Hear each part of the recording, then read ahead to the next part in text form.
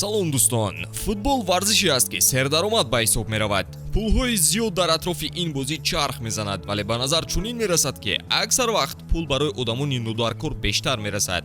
мо оиди 10 бозингаре ҳарф хоҳем зад ки айни ҳол маоши зиёдро мегиранд. дӯстон, ёдовар мешавем ки навори мо бо дастгирии ширкати Yagex омода шудааст. Yagex сарпарасти эҳсосоти футболӣ. Дар Yagex регистратсияи осон ва пардохт аз тамоми гӯшаи канори дунё, вале муҳимтар аз он бонус то $100 бо промокоди Touchfoot. Силкаи зарурӣ дар комментария. Ба ҳама муваффақият. Якум, Эден Азар. бовар мекунед, Азар айни ҳол баландмаоштарин бозингари Реал ба ҳисоб меравад. Бенземаву Модричу Куртуа не, балки Азар. ин бача дар бозиҳо ҳатто иштирок намекунад, вале дар як ҳафта 600,000 евро мегирад. ӯ танҳо барои дар курсии эҳтиётӣ шиштану дар рӯи хат будан маош мегирифтааст. Азар баъди ба Реал омадан тамоман корношӯям шуд. фикр мекунам Реал Мадрид аз харҷ беҳуда кардан монда шуд ва аз Азар ҳар чӣ зудтар халосӣ меёбад. тасаввур мекунед, Азар 2 маротиба бештар аз Куртуа музди маош дорад. дуюм, Ҷейдан Санчо. вақте Санчо соли 2021 ба Юнайтед ҳамроҳ шуд, ҳамагон фикр мекарданд ки ӯ наҷотдиҳандаи даста мешавад, вале вақт собит кард ки гумонҳо хато баромаданд. ба назар чунин мерасад ки дар Дортмунд буданаш барояш беҳтар буд ва метавонист дар ҷоми ҷаҳон хуб баромад кунад. барои Юнайтед бошад фоидаи молиявӣ мешуду ӯро харидорӣ намекард. ин бача монанди Азар интизориҳоро бароварда накард. бовар мекунед, Санчо дуюмин бозингари баландмаоши Юнайтед ба ҳисоб меравад. ӯ тақрибан 400,000 евро дар як ҳафта ба даст меорад. ин маоши ӯ аз бозингарони калидӣ ба монанди Бруно, Маркус, Решфорд ва ҳатто панҷкарата барандаи ҷоми Лигаи Қаҳрамонҳо Касемиро зиёд аст. беақлӣ ҳамин хел не? танҳо ӯ дар Юнайтед пули муфт ба даст намеорад. сеюм, Дони Ван де Бек. ин дигар футболбози Юнайтед аст ки буҷаи дастаро холӣ мекунад. Ван де Бек вақти каме бозӣ дорад, вале дар як ҳафта 135,000 евро маош мегирад. дар умум аз Мактомине ва Ван Бисака пули бештар ба даст меорад. маоши Ван де Бек монанд ба Фред ва Мартинес аст ки бозингарони асосии даста мебошанд. дар 3 соли дар Юнайтед буданаш Ван де Бек ҳамагӣ 60 бозӣ гузаронидааст. новобаста аз ин, шартномаи яксолаи ӯ 7 миллион евро арзиш дорад. чорум, Дели Али. корномаи баъди Дели Али аҷиб аст. аз бозингари беҳтарини Тоттенхем то ба дастаи Бешикташ рафтан.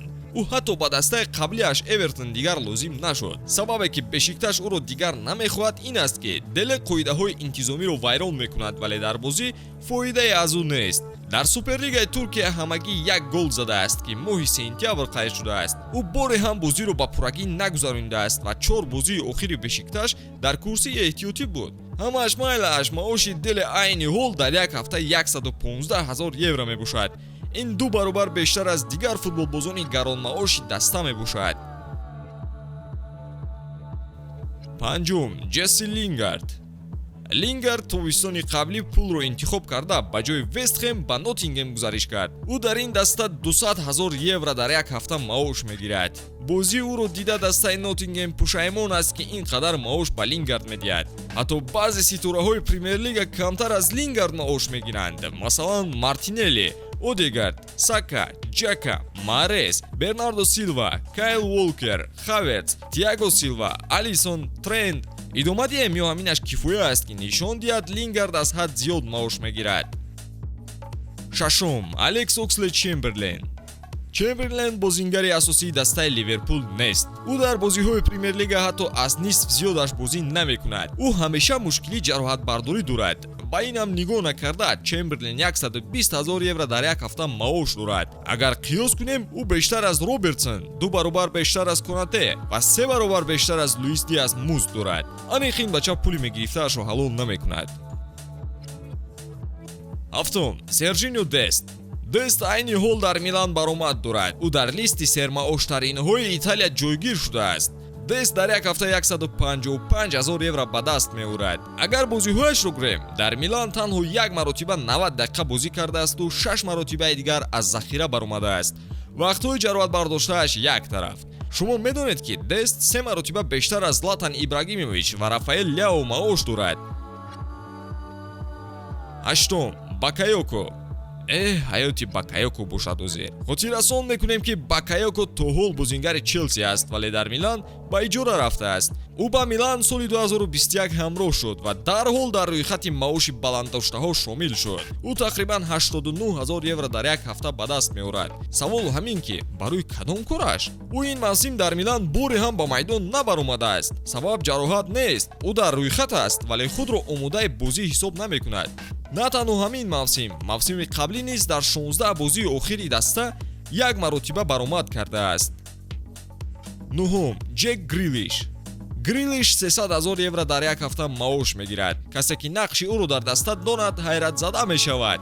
ӯ барои ин қадар пул чӣ кор кардааст? Грилиш дар ҳайати Сити зиёда аз Стоунс, Эдерсон, Фоден ва Касело маош мегирад. агар дар умум гуфта гузарем, Грилиш зиёда аз аксари бозингарони Арсеналу Тоттенхем, Челси ва ҳатто Ливерпул музд дорад. ягон шаҳр дигар лозим нест. Грилиш аз ҳад зиёд маош ба худ мегирад.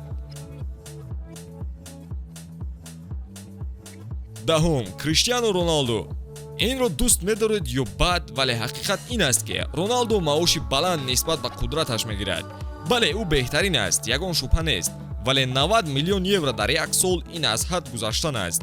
агар шартномаҳои таблиғотиашро ҳам ҳисоб кунем, ҷамъоҷам 200 миллион евро солона мебарояд. ҳайратовар аст, вале ҳақиқат ин аст ки касе ин қадар пулро ҳалол намекунад, бахусус Роналду ки дар охири корномааш қарор дорад. боз ки ба назаратон маоши аз ҳад зиёд мегирад? дар комментария нависед ва пайгири мо бимонед.